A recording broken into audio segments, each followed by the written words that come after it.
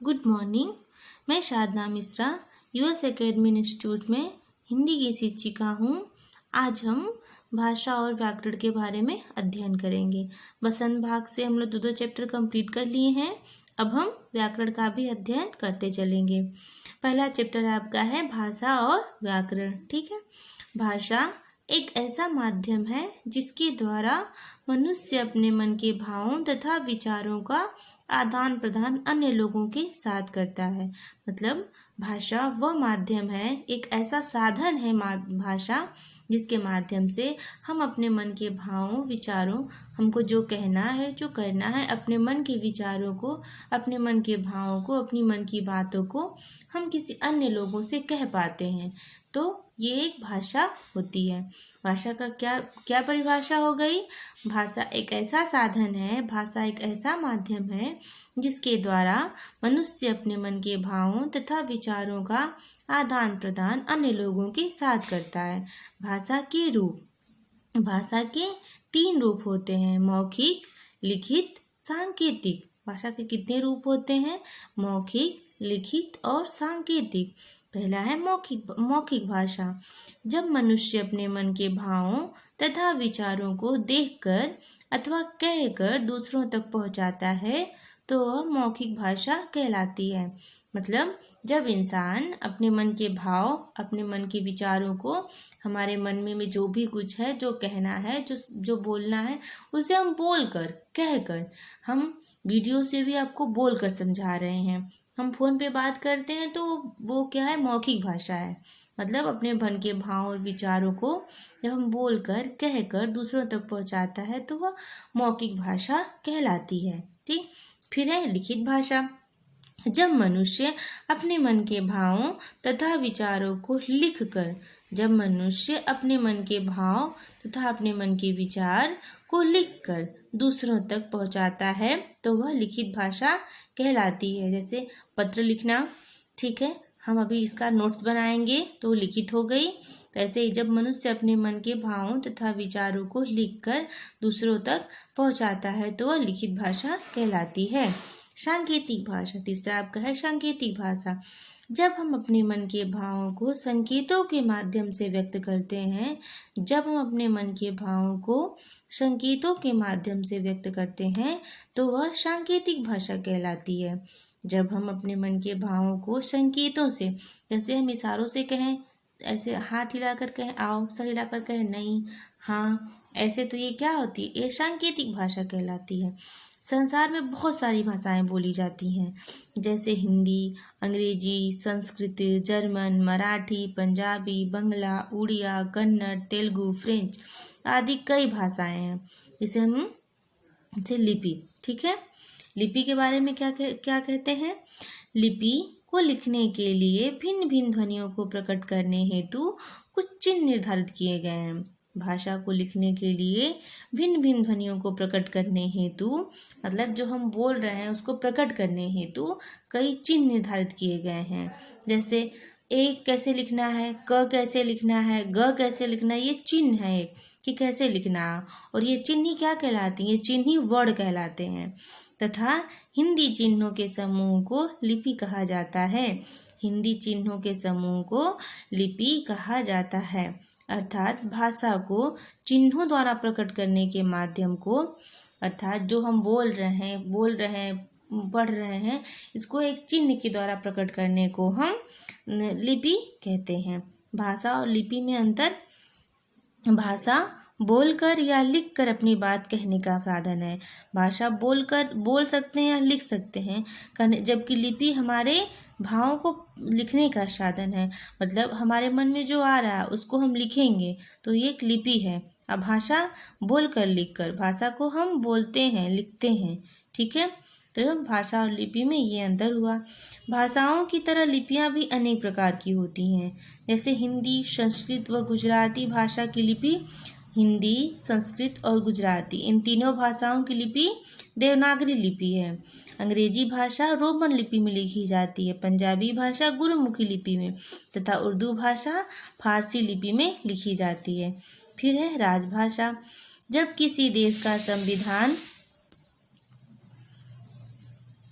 जब किसी देश का संविधान किसी भाषा को प्रशासन की भाषा घोषित कर देता है, मतलब जब किसी देश का संविधान प्रशासन की भाषा को घोषित कर देता है, देश का संविधान किसी भाषा को प्रशासन की भाषा घोषित कर देता है, तब उस भाषा को राजभाषा की संज्ञा दे दी जाती है। 14 सितंबर 1949 में पारित भाषा के संविधान के अनुच्छेद 343 के अनुसार हिंदी को भारत की राज्य भाषा की मान्यता प्राप्त हो गई। 14 सितंबर 1949 में पारित भारत के संविधान के अनुच्छेद 343 के अनुसार हिंदी को भारत की राजभाषा की मान्यता प्राप्त हुई। प्रशासन के सभी कार्यों में हिंदी भाषा का प्रयोग अनिवार्य हो गया। हिंदी दिवस कब मनाते हैं? 14 सितंबर। ये पारित कब हुआ? 14 सितंबर 1949 को। किस संशोधन के अनुसार, किस अनुच्छेद के अनुसार? 343 के अनुसार भारत को हिंदी की राजभाषा की मान्यता प्राप्त हो गई। व्याकरण दो शब्दों से मिलकर बना है, वि प्लस आकरण। वि मतलब विशेष रूप से और आकरण मतलब शुद्ध करना, अर्थात जो भाषा को विशेष रूप से शुद्ध करे उसे हम व्याकरण कहते हैं। मतलब व्याकरण उसे कहते हैं जो भाषा को शुद्ध करे, उसे हम व्याकरण कहते हैं। इस प्रकार व्याकरण वह शास्त्र है जो हमें किसी भी भाषा को शुद्ध तथा व्यवस्थित रूप से बोलने और लिखने के नियमों का ज्ञान कराता है, उसे हम व्याकरण कहते हैं। व्याकरण किसे कहते हैं? व्याकरण जिसे हम भाषा को शुद्ध तथा व्यवस्थित रूप से अध्ययन करते हैं या हमको बोलने पढ़ने लिखने का ज्ञान कराता है, उसे हम व्याकरण कहते हैं। अभी हम बोल दें क, फिर बोल दें ग, फिर बोल दें च, तो ये क्या है? ये शुद्ध रूप नहीं है और ना व्यवस्थित है ये, तो इसको हम क्या कहेंगे? इसको शुद्ध रूप से और व्यवस्थित क्रमबद्ध रूप से बोलने के नियमों का ज्ञान कराए, उसे हम व्याकरण कहते हैं। व्याकरण के ज्ञान के बिना किसी भी भाषा का समुचित ज्ञान नहीं हो सकता। मतलब व्याकरण के ज्ञान के बिना किसी की भाषा का हम विस्तृत रूप से, सही रूप से जब तक ज्ञान नहीं ले लें तो उसका ज्ञान नहीं हो सकता। भाषा को सीखने के लिए उसके शब्दों तथा वाक्यों का ज्ञान होना आवश्यक है। भाषा को सीखने के लिए उसके शब्दों तथा वाक्यों का ज्ञान होना आवश्यक है। अतः व्याकरण में वर्णों, शब्द तथा वाक्यों पर विचार किया जाता है। व्याकरण में जो है वर्ण, शब्द, वाक्य सबका इसमें विचार किया जाता है, तब ये शुद्ध रूप से बनती है। इस प्रकार व्याकरण के 4 भाग किए जा सकते हैं: वर्ण विचार, शब्द विचार, वाक्य विचार, रूप विचार। व्याकरण के कितने भाग हैं? 4 भाग हैं: वर्ण विचार, शब्द विचार, वाक्य विचार और रूप विचार। वर्ण विचार, प्रत्येक शब्द कई वर्णों से बनता है। प्रत्येक शब्द, जैसे राधा लिखे हम, उसमें र, आ की मात्रा, फिर ध, र, ध, रा, ध, र, अ, ध, अ, तो कई वर्णों से मिल के बन रहा है राधा।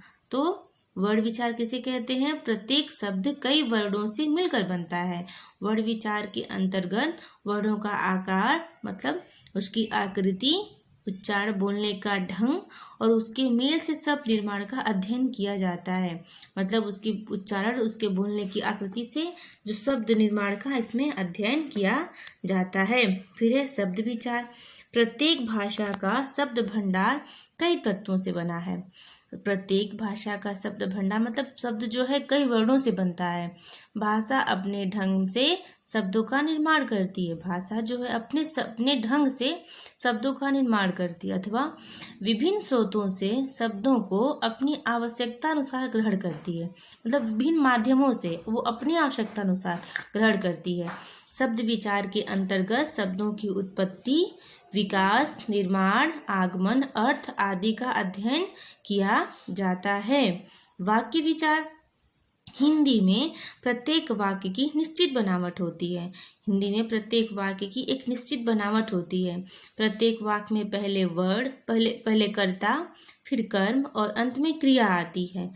तो जैसे हमने राधा बताया, फिर राधा एक वर्ड हो गया, राधा एक शब्द हो गया, फिर राधा स्कूल जा रही है, राधा स्कूल जा रही है, तो एक वाक्य बन गया। राधा क्या है? कर्ता। ठीक है, ऐसे ही जा रही है एक क्रिया हो गई। ठीक है, तो राधा स्कूल जा रही है, तो एक क्या हो गया, वाक्य बन गया। तो फिर कर्म, अंत में क्रिया आती है। वाक्य विचार के अंतर्गत वाक्य के भेद, वाक्य का गठन और पदों के पारस्परिक संबंध का अध्ययन किया जाता है। वाक्य विचार के अंतर्गत हिंदी में प्रत्येक वाक्य की निश्चित बनावट होती है।